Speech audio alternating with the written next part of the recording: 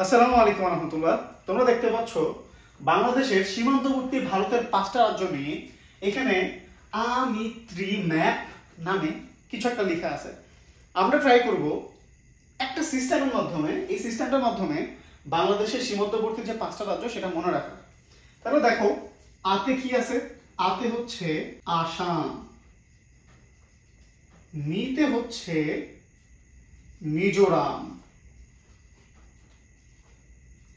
এবং ত্রিতে হচ্ছে তোমার ত্রিপুরা এবং মেতে হচ্ছে তোমার মেঘালয় এবং পতে আমরা বলতে পারি পশ্চিমবঙ্গ।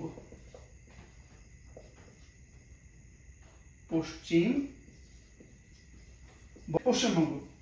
তো বন্ধুরা, তোমরা দেখে নিলা বাংলাদেশের চারপাশে ভারতের যে 5টা রাজ্য রয়েছে সেই 5টা রাজ্য কিভাবে শর্টকাটে মনে রাখা যায়। আসসালামু আলাইকুম রহমতুল্লাহ।